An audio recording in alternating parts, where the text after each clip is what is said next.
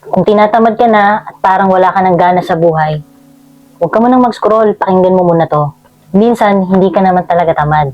Naubos ka lang sa kakaisip sa sunod-sunod na problema, sa araw-araw na laban sa buhay.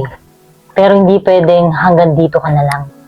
Dahil kapag pinabayaan mo yan, ikaw din ang mahihila pababa. At lalo ka lang lalayo sa gusto mong marating. Kaya eto gawin mo, simple lang. Una, pagising mo sa umaga, huwag agad mag-phone. Mag-pray ka muna, kausapin mo si Lord, i-align mo yung sarili mo sa Kanya, at para mas kalmado at mas malinaw ang direksyon ng buong araw mo. Pangalawa, mag-meditate ka kahit 20 to 30 minutes lang. Pumunta ka sa isang quiet na lugar. Huminga ka, linisin mo yung isip mo para mabawasan yung stress at overthinking at para makapag-focus ka sa mga dapat mong gawin.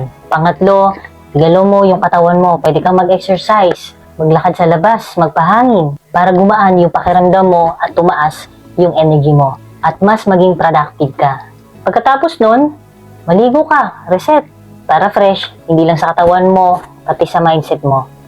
Promise, kapag nagawa mo yan, iba yung pakiramdam. Mas klarong isip mo, mas magaan ang dibdib mo, at mas kaya mong harapin ang buong araw mo. At ito pa, bawasan mo muna yung sobra sa social media. Kasi imbes na makatulong, lalo ka lang nadidrain. The more kasi na nag-scroll ka ng nag-scroll, nauubos yung energy mo. Lalo na kung ang napapanood mo, mga negatibong balita, mga problema ng mga ibang tao, mga bagay na wala ka namang kontrol. Hindi mo napapansin, unti-unting napoprogram yung isip mo sa takot, sa stress, sa negativity. Mag-focus ka muna sa sarili mo, sa growth mo, sa progress mo, sa mga bagay na kaya mong kontrolin. Hindi lahat ng nakikita mo online, kailangan mong dalhin sa isip mo. Minsan, ang kailangan mo lang talaga ay bawasan ng ingay sa paligid para marinig mo ulit yung sarili mo. Hindi mo kailangan ayusin agad ang buong buhay mo. Ayusin mo lang muna yung umaga mo. Kasi kung maayos ang simula mo, magiging maayos din ang takbo ng buong araw mo.